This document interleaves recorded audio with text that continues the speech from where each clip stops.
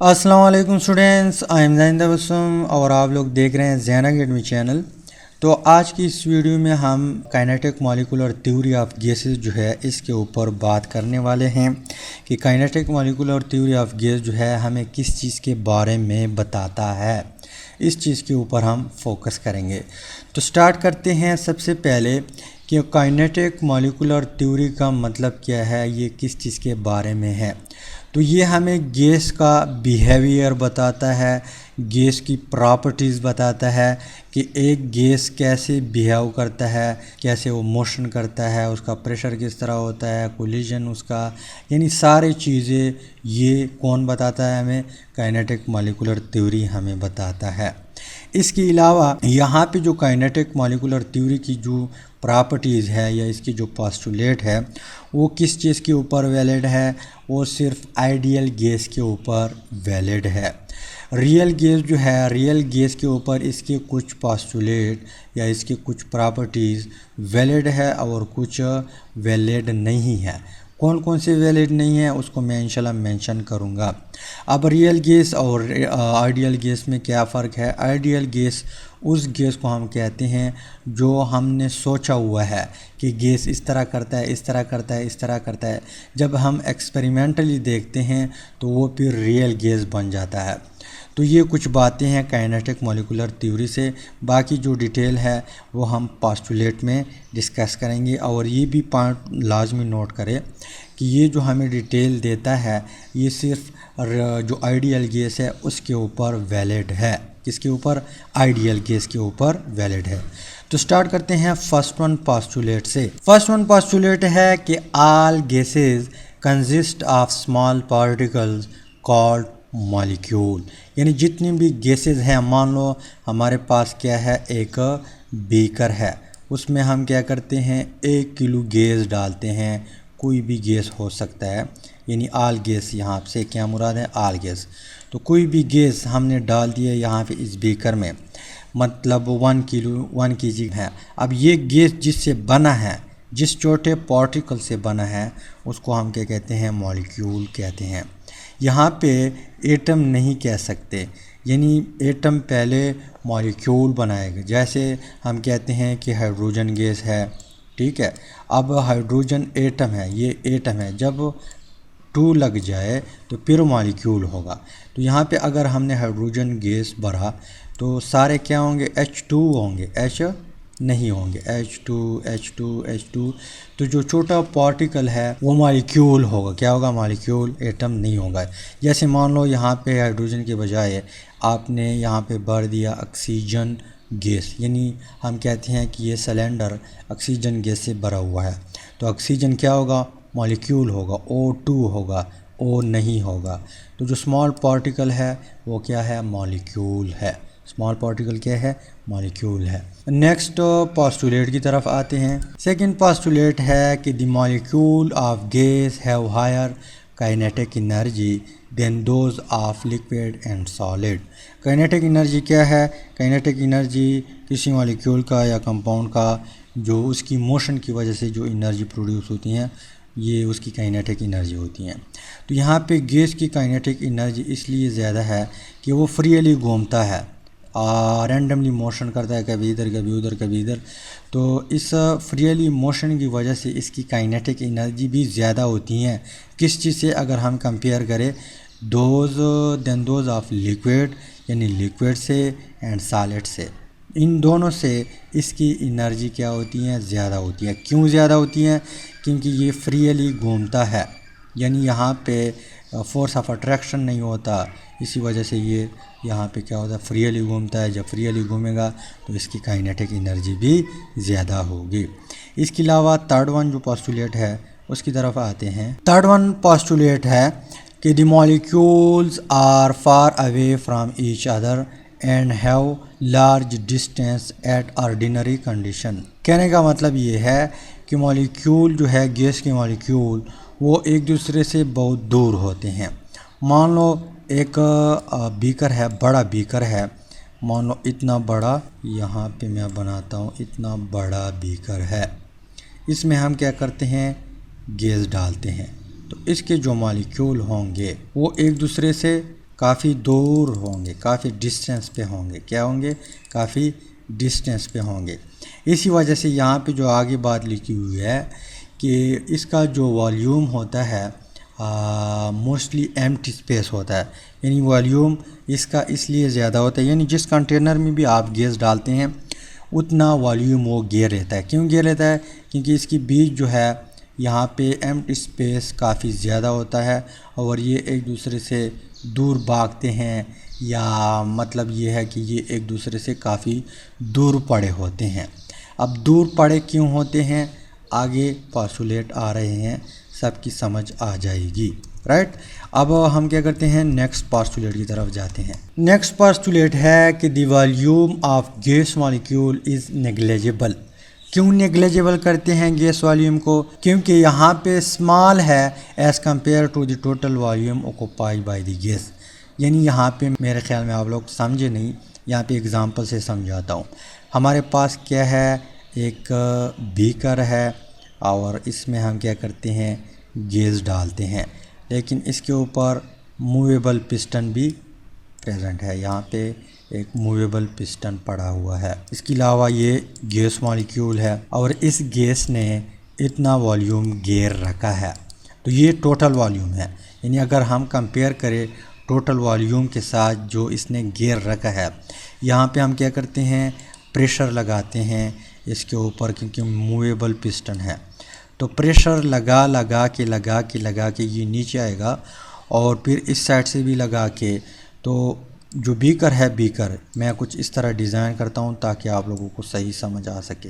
यही बीकर है, हमने प्रेशर लगाया तो मॉलिक्यूल एक कोने में, मान लो ये इस कोने में आ गए, यानी प्रेशर लगा के इसका इन टोटल गैस के जो मॉलिक्यूल है उसका टोटल वॉल्यूम कितना बना, इतना छोटा सा वॉल्यूम बना। अब टोटल वॉल्यूम कितना घेरा है, इतना वॉल्यूम घेरा है इसने। तो इसको अगर इसके साथ हम कंपेयर करें तो ये इतना कम है, क्या है, इतना कम है कि हम इसको नेगलेक्ट करते हैं। क्या करते हैं? नेगलेक्ट करते हैं। इसी वजह से यहाँ पे लिखा हुआ है कि the volume of A gas, यहाँ पे कौन सा वॉल्यूम है, जो सारे गैस मॉलिक्यूल के वॉल्यूम है। और यहाँ पे इसको अगर हम कंपेयर करें the total volume occupy bye the gas, और इसने जो वॉल्यूम ऑक्युपाई किया है इसके साथ अगर हम कंपेयर करें तो ये इतना कम है कि हम इसको नेगलेक्ट करते हैं। पर यहाँ पे ये जो पोस्टुलेट है, मैंने पहले भी आप लोगों को बता दिया कि ये सिर्फ वैलिड है आइडियल गैस के ऊपर। यहाँ पे ये पोस्टुलेट रियल गैस के ऊपर अप्लाई नहीं कर सकते, क्योंकि थोड़ा बहुत वॉल्यूम तो है ना, हम नेगलेक्ट नहीं कर सकते, थोड़ा बहुत वॉल्यूम है, लेकिन आइडियल गैस के ऊपर आप लोग इसको अप्लाई कर सकते हैं। और ये एक मेन पोस्टुलेट है किसका, काइनेटिक मॉलिक्यूलर थ्योरी का। तो ये हमारे पास क्या है, फोर्थ वन पोस्टुलेट है। नेक्स्ट वन पोस्टुलेट की तरफ आते हैं। नेक्स्ट पोस्टुलेट है कि the attractive and repulsive force among the gas molecule are negligible. क्यों नेग्लिजिबल करते हैं, यहाँ पे मैं आप लोगों को एग्जांपल से समझाता हूँ। मान लो हमारे पास क्या है, एक बीकर है, इसमें हम क्या करते हैं, गैस के मॉलिक्यूल छोड़ते हैं या गैस यहाँ पे डालते हैं। एक कंटेनर है, हमने यहाँ पे गैस डाला, क्या डाला, गैस डाला। तो यहाँ पे कहते हैं कि इनकी बीच ना अट्रैक्टिव फोर्स होगी। अट्रैक्टिव फोर्स मतलब कि ये एक दूसरे को खींचेगा नहीं, क्या नहीं करेगा, खींचेगा नहीं। इसके अलावा इसके बीच रिपल्सिव फोर्स भी नहीं होगा, ये एक दूसरे को रिपेल भी नहीं करेगा। इसी वजह से अगर करेगा तो थोड़ा बहुत करेगा, या यहाँ पे अट्रैक्शन करेगा तो थोड़ा बहुत करेगा। तो ये इतना कम फोर्स है, इतना कम रिपेल करेगा और अट्रैक्ट करेगा कि हम इसको नेगलेक्ट करते हैं। और यही वजह है कि सारे गैस मॉलिक्यूल जो है वो इंडिपेंडेंटली बिहेव करता है। लेकिन ये पोस्टुलेट जो है ये भी मैं यहाँ पे मेंशन करता हूँ कि रियल गैस में अट्रैक्टिव और रिपल्सिव फोर्स होता है, तो ये वैलिड नहीं है किस चीज़ के ऊपर, रियल गैस के ऊपर। आइडियल गैस जो है इसके ऊपर वैलिड हो सकता है।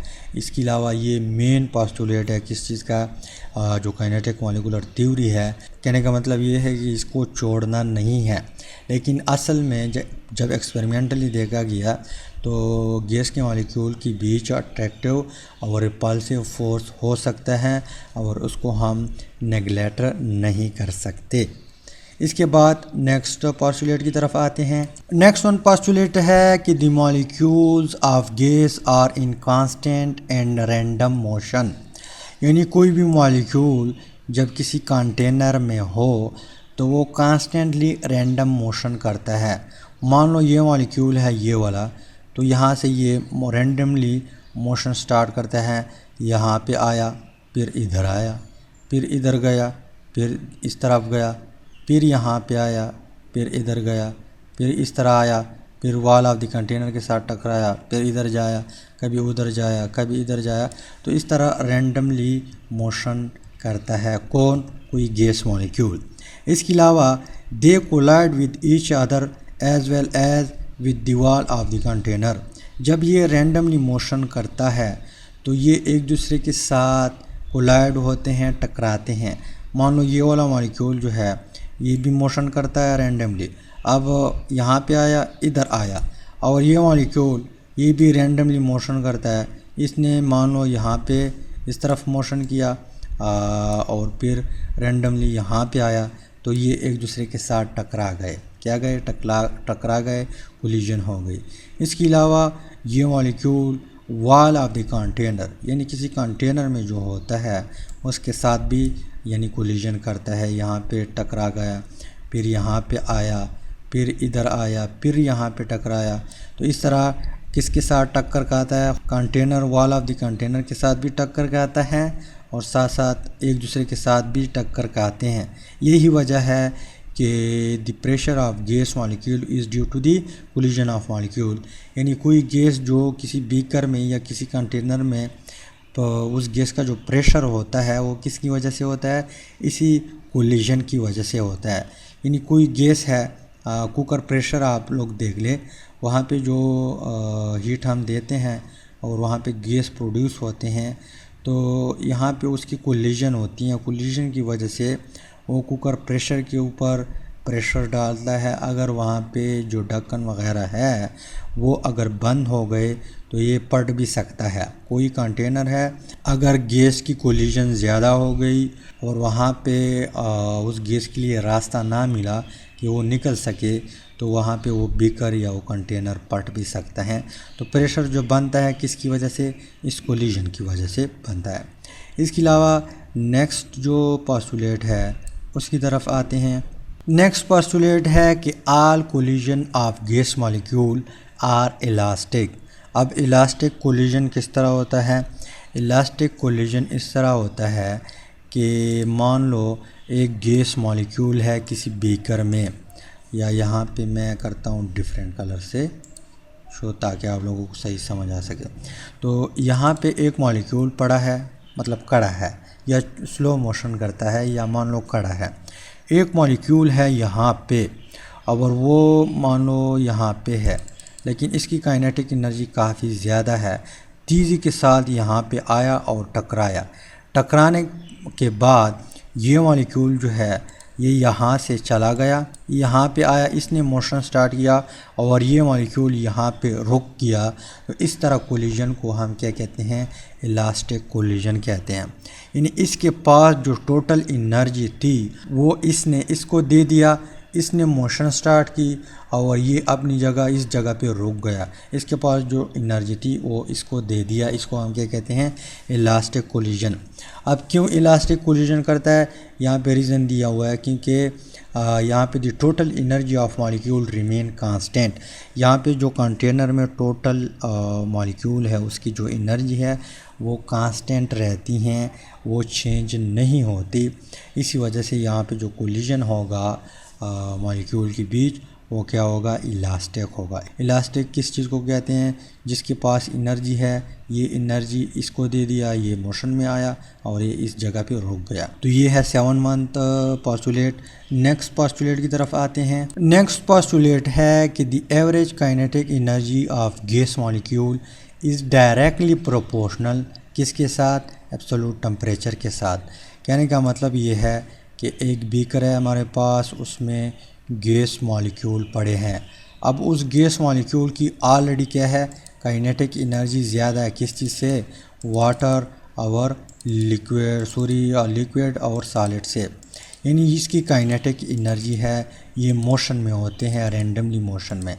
पर अगर हमने यहाँ पे क्या किया, टेम्परेचर दे दिया, हीट दे दिया, इंक्रीज़ किया टेम्परेचर को, तो साथ साथ इसकी जो मोशन है, जो रैंडमली मोशन है, वो इंक्रीज़ होगा। मींस कि इसकी काइनेटिक एनर्जी भी इंक्रीज़ होगी। जब इसकी मोशन इंक्रीज़ होगी तो इसकी काइनेटिक एनर्जी क्या होगी, इंक्रीज़ होगी। तो टेम्परेचर के साथ जैसे हम इंक्रीज़ करते हैं, इसकी काइनेटिक एनर्जी भी इंक्रीज़ होती है, डायरेक्टली प्रोपोर्शनल है।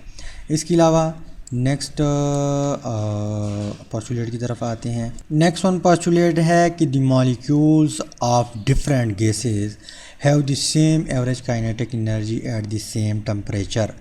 क्या मतलब ये है कि हम क्या करते हैं, एक बड़ा बीकर क्या करते हैं, उठाते हैं और इसमें हम डिफरेंट किस्म के गैसेस डालते हैं।